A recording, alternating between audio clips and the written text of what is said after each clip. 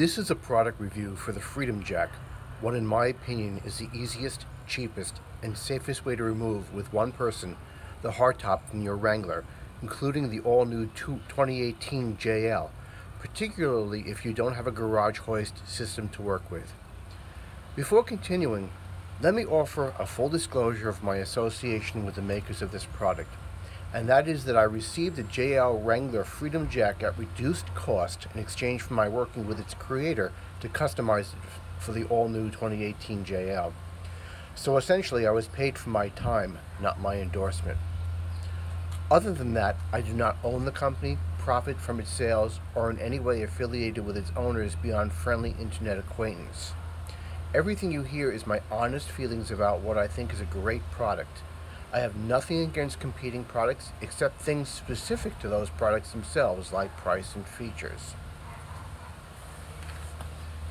The Freedom Jack, which I'll show you in a moment, comes to you in this relatively small package. Unlike some of its competitors, you don't pay large shipping costs. Videos are online at the company's website, which is www.freedom-jack.com, showing you how to assemble it. A very quick, trivial process involving the smallest set of basic tools. Now I know shipping comes at no extra charge on competing products, but that's because the cost of shipping is included in the product's cost. That's no different for the Freedom Jack, but know that this cost is less, given the packaging the Freedom Jack comes in is smaller, and that savings can be passed along to you. Now, in the interest of full disclosure, in order for the Freedom Jack to work, you will need to buy a shop crane.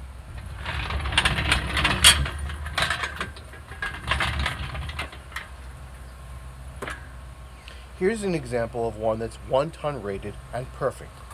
They're readily available on the internet, where, make no mistake, you'll pay for shipping one way or another if you order yours there. But you can come pick one up at Harbor Freight for a Harbor Freight store for $180. That cost, along with the Freedom Jack, is still cheaper than the next most expensive product for removing your hardtop in this product space. And sure, Harbor Freight includes shipping costs in their store's products. Who can blame them? But those costs come from the delivery of their inventory from private trucks, which are much cheaper to fill their stores with than using common carriers like UPS and the United States Postal Service to stock their stores. How do I know? Well, if these carriers were cheaper, Harbor Freight would use them to not just ship you internet product, but stock their stores. Truth be told, my crane was actually $160, not $180. In exchange for becoming a member of the store and a 1-year replacement plan on the crane, which cost me a total of $60, I got a total of $80 off the crane, or a net of $20 in total savings. I don't expect the crane to break. There's little that can go wrong with it. Normally I don't buy warranties. Full disclosure, I did buy a service contract for maintenance of my JL because I wanted to hedge the risks of buying the first model year. And I feel this way about warranties because companies don't provide them as a service so much as they do as a way to make money off their customers. The Harbor Freight membership gives me tons of coupons, first access to their regular parking lot sales, and the lowest or orange in-store price on goods that are marked as such. So the $20 savings was actually somewhat more than what money I saved. Would I have joined or bought a warranty without the savings? No. But if you want to pay me $20 to get benefits, I'll take that deal. Even if that deal's not in effect when you buy your shop crane, a fair number of shop crane owners find other uses for the device beyond taking their hardtop off, including putting on their soft top without a second pair of hands. But even if you're like me and don't foresee pulling any engines out of your vehicles with it, its cost, along with the Freedom Jack, is still a great deal. If you're not familiar with Harbor Freight, you're probably more the exception than the rule, and that won't be the case for long. There's over 850 stores in the U.S., and every month a few more open. Like the Freedom Jack itself, putting together most shop cranes, at least the ones I've seen online in Harbor Freight stores, is, like the Freedom Jack itself, very fast and trivial, involving a few basic tools. Essentially, you put on the included wheels and bolt a few parts together and you're good to go. Let's look at the assembled Freedom Jack.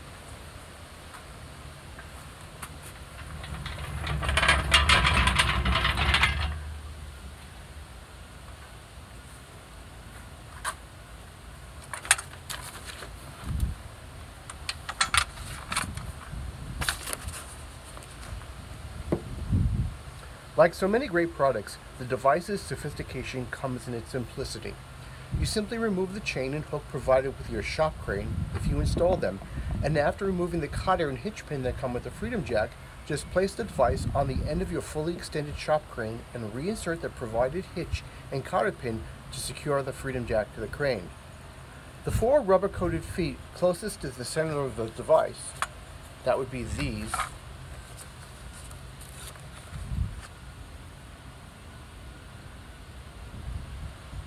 they securely fit within the design of the inside of the Wrangler's hardtop, in this case the JL, although there are versions of the Freedom Jack for earlier models of the Wrangler as well. As per the instructions at the Freedom Jack website, once the shop crane is lifted enough so that the front lifting pads of the Freedom Jack are touching the roof, the leg extensions, that would be these, on either side, the leg extensions can be pulled out, and they add driver's to passenger side stability to a device I believe would already be plenty stable enough on this axis and cannot move in or out once weight is placed on them on their adjustable lifting pads, as will be the case when they interface with the hardtop as the crane is further elevated. Some may find these extensions to take sufficient weight off the four inner lifting pads that their headliners, if they have them, are not affected by removing or installing the hardtop with this device. With the 8 bolts that keep the hardtop in place, as well as the 2 Freedom panels and the electric window washer cables disconnected, we are free to begin lifting the hardtop. Rather than reinvent the wheel, information on how to perform these disconnection tests can be found online. Even with the 1-ton shop crane's boom fully extended, its 1/4 ton capacity at this extension is significantly beyond the approximately 100-pound weight of the JL's hardtop, lighter than the JK version by about 20%, or so FCA says.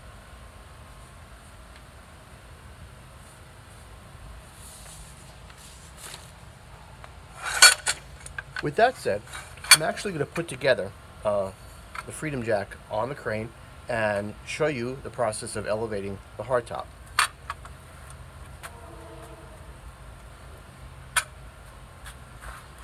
In all fairness, I have removed the Freedom panels and I have removed the 8 bolts from the back of the hardtop, the 3 on each side interior and the 1 on top on either side for a total of 8, and tucked them away. So nothing is keeping the hardtop on but gravity.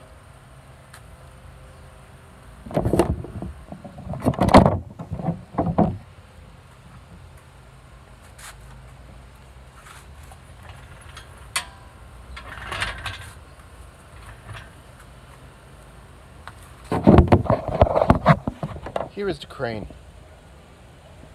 Right now, its stabilizing feet are up in the air, and this is so that it takes up less of a footprint when tucked away. Some people use their shop crane to permanently store the hardtop elevated for perhaps the summertime and springtime in the warmer weather. But if you don't, you can tuck away your shop crane in such a way that it takes up limited space in, say, your garage. The feet are kept up this way by cotter pins that are at the bottom of the shop crane. I'm going to pull those cotter pins out, where my foot is, let the legs drop down, and reinsert those cotter pins to keep those legs down. I'll do it on both sides. I'm sorry, I said cotter pins. I meant hitch pins, which are held on by cotter pins.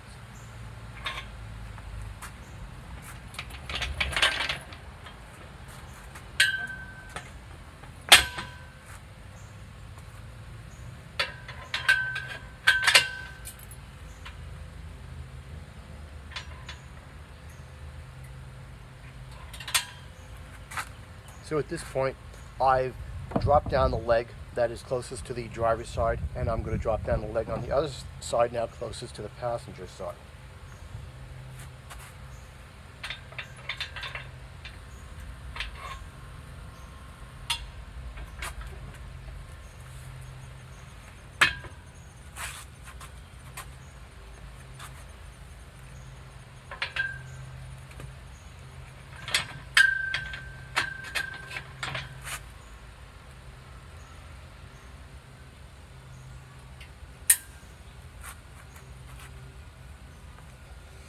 I'll move the camera so that you can see that the legs are now down. And their pigeon-toed stance gives a tremendous amount of stability to the crane from any left, right, or passenger side to driver's side kind of instability. And they're extremely long as well, so that all the weight is in the front of the crane when it's lifting anything, including the hardtop, and it's not going to tip in any particular direction.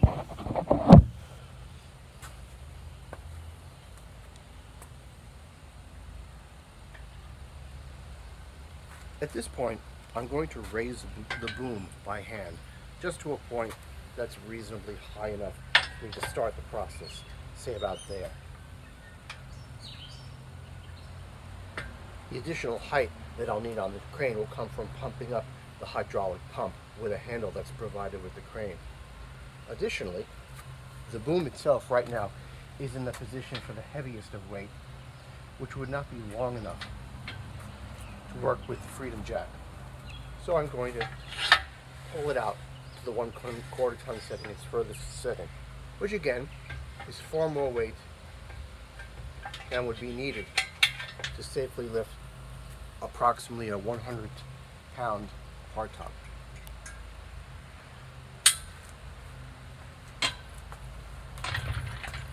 Notice that the chain and hook that normally comes with the shop crane has been removed. It could easily be reattached with the simplest of tools.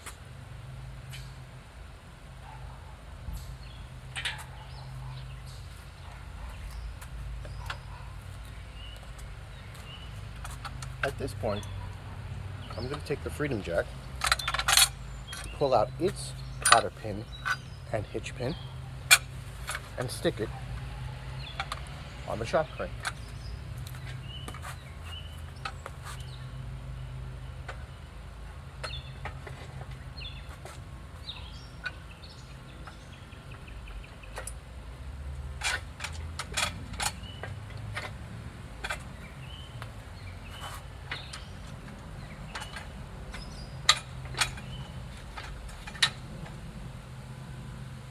I don't know if this is visible on the camera, but I'm now going to stick the cotter pin in that keeps the hitch pin that connects the Freedom Jack to the shop crane attached.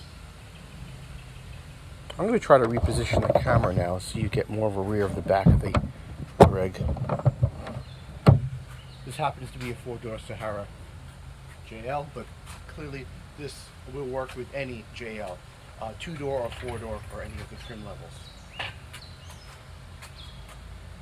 This extension leg on the passenger side was extending too far out for me for comfort, so I just tucked it back in. At this point, I'm moving the Freedom Jack into position right before the very back of the sports bar. I've centered the shop crane with respect to driver's side and passenger side. And at this point, I'm going to take the provided handle that comes with the shop crane and stick it in the hydraulic jack to pump it up. As I do, the crane rises, taking the Freedom Jack with it. And I'm going to seek to position the frontmost inner 2 feet right at the indentation point of the hardtop on the inside, where it drops down closer to the ground. As I do so, the Freedom Jack will begin to level.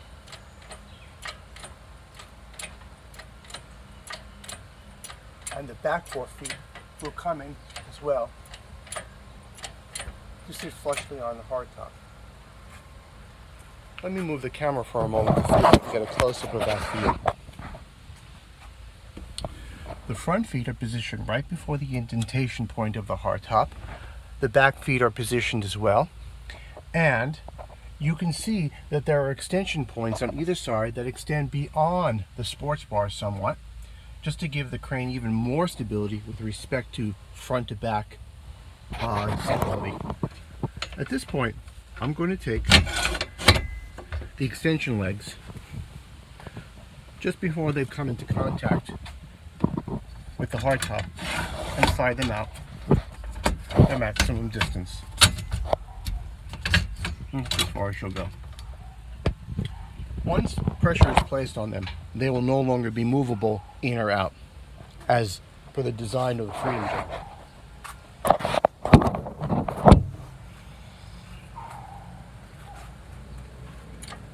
With these items now in place, I'm going to begin to lift the hardtop.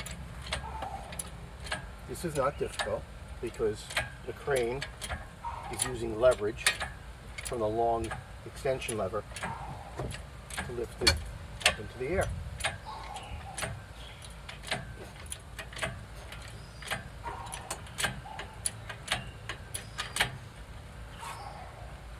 I could lift the shop crane even higher, but at this point the Freedom Top is completely separate from the rig itself, and I could move the crane or the vehicle in any direction I wanted.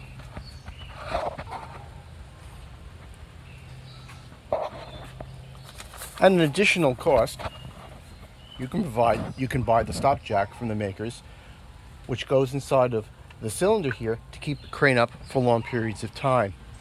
This is simply a reflection of the fact that any device that holds air will lose air over time, whether it's your vehicle's tires or a shop crane. And this device would help keep the crane in the highest position for as long as you needed to. And let's say come wintertime when you wanted to put the hardtop back on, you would repump the crane up higher than the jack stop, remove it, and then proceed to put your hardtop back on. I could lift this considerably higher if I wanted to.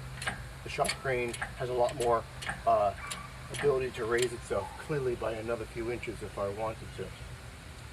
But what I'll try to do now is show you putting the hardtop back on using the shop crane. One of the advantages of using the shop crane is that you can let it down very slowly. Just let the air bleed ever so slowly, so that you can take the 4 pegs on the bottom, 2 on driver's side and 2 pegs on the passenger side, and line them up with the holes in the tub. Now, just for argument's sake, I'm going to move the hardtop back a little bit, just so nobody can claim that, I never moved it away from its original position, so lining it up was easy. You can notice, by the way, that the hardtop I'm pulling down on one side now, is very stable with respect to left or right movement. It is extremely stable with respect to front to back movement. In fact, I could take this particular setup and lower the hardtop to a point where the front was touching the ground, and it would not slide off because of the nature of how the feet are inside of this indentation. It just simply won't slide and it won't come off, no matter what the elevation of the shop crane. So now that I've deliberately misaligned the hardtop from the body, I'm going to use the shop crane to realign it left to right, front to back, which is a relatively easy thing to do because you're dealing with a shop crane that's on 6 wheels.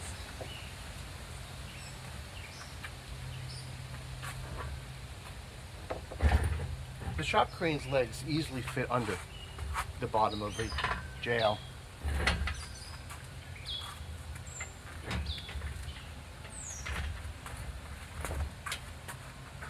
For now, I'm going to try to approximate where the hardtop would fall, and I'm going to ever so slightly start bleeding out air from the shop crane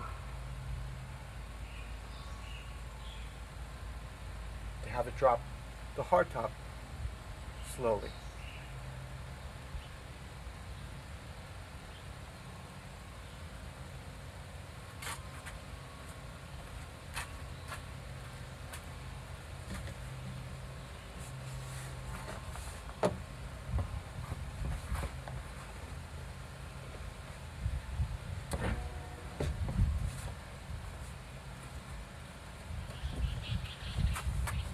As I do this, I'm capable of lining up the hardtop pins with the tub, because this all happens at a very slow pace. At this point, my hardtop is perfectly balanced on the rig. All I would need to do now is reattach my 8 bolts and the 2 cables, one for the window washer and one for the wiper and defroster, and I would be good to go. It's perfectly seated, and just to show you, I will release the Freedom Jack in its entirety from the hardtop.